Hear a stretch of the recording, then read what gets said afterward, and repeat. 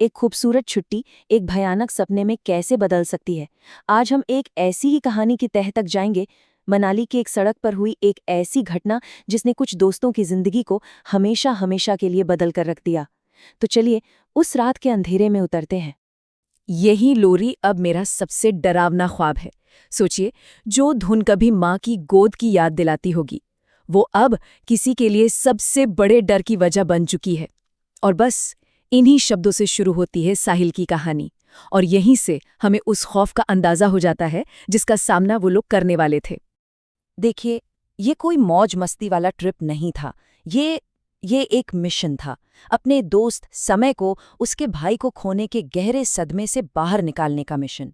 4 दोस्त और एक नेक इरादा। पर उन्हें क्या पता था कि जिस मंजिल की तरफ वो बढ़ रहे थे, वो उन्हें दर्द से भी ज्यादा गहरे अंधेरे में खींच कर ले जाने वाली थी। तो ये हैं वो 4 दोस्त। साहिल, जो हमें ये पूरी कहानी सुना रहा है, उसके दोस्त चिराग और अरुण, और उनके साथ है समय, वो दोस्त जिसके जख्मों पर मरहम लगाने के लिए ये पूरा सफर शुरू ही हुआ था। सफर का तीसरा दिन था और जब वो रोहतांग पास जाने की तैयारी कर रहे थे तो उन्हें एक चेतावनी मिली। होटल के रिसेप्शनिस्ट ने कुछ ऐसा बताया जिसे उन्होंने सिर्फ एक लोकल कहानी समझकर हंसकर टाल दिया। और शायद यही उनकी सबसे बड़ी गलती थी। और जिस बात को उन्होंने नज़रअंदाज किया वो थी उस जगह का नाम ही, रोहतांग, जिसका मतलब होता है लाशों का ढेर। कभी कभी ना चेतावनी नाम में ही छिपी होती है। रिसेप्शनिस्ट की बातें बिल्कुल साफ थीं। शाम 6 बजे के बाद वहां कोई नहीं रुकता।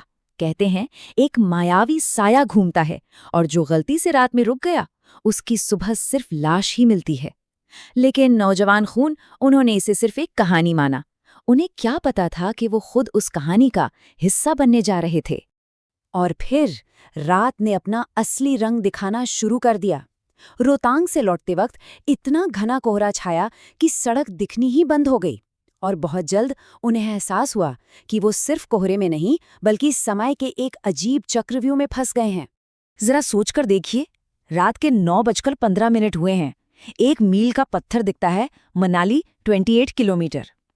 आप 20 मिनट तक गाड़ी चलाते हैं और फिर से वही पत्थर, और कुछ देर बाद तीसरी बार वही पत्थर। वो आगे नहीं बढ़ रहे थे, वो एक ही जगह पर एक लूप में बुरी तरह फंस चुके थे।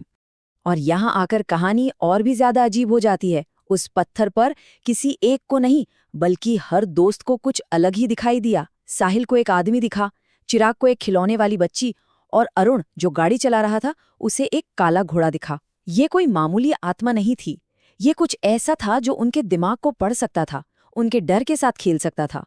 और जब उन्हें लगा कि इससे बुरा और क्या ही हो सकता है, तभी उन्हें वो दिखा, एक घायल लड़का जो उनकी 40 की रफ्तार से चलती हुई गाड़ी के साथ बड़े आराम से चल रहा था। दौड़ नहीं रहा था, बस चल रहा था।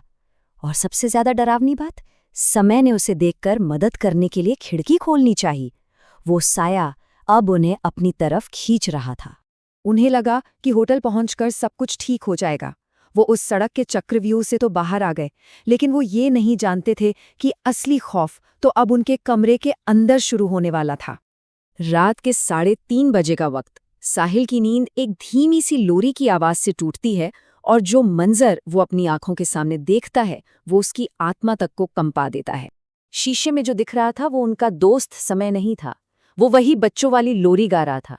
चंदा है तू। उसकी आंखें सुर्ख लाल थीं, गर्दन पर उंगलियों के निशान छपे हुए थे, और होठों पर एक ऐसी मुस्कान थी जो किसी इंसान की हो ही नहीं सकती। वो साया अब सड़क पर नहीं, समय के अंदर था।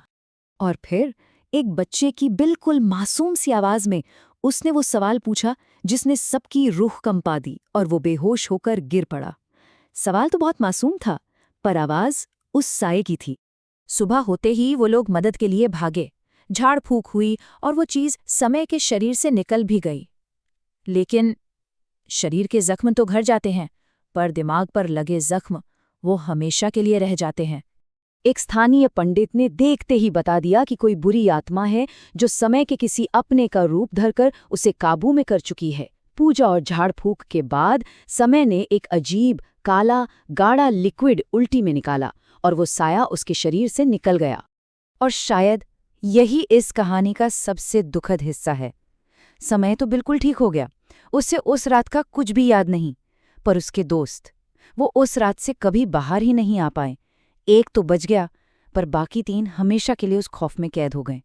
तो सवाल यही उठता है, क्या डर सच में तब खत्म हो जाता है जब खतरा टल जाता है, या असली डर तो वो यादें होती हैं जो हर रात सपनों में लौट कर आती हैं? और इस तरह कहानी वहीं आकर खत्म होती है जहां से शुरू हुई थी। समय आज अपनी जिंदगी जी रहा है, बिल्कुल अनजान। लेकिन साहिल के लिए वो रात कभी खत्म ही नहीं हुई। वो लोरी आज भी उसकी रातों में गूंजती है, एक कभी न खत्म होने वाले बुरे सपने की तरह।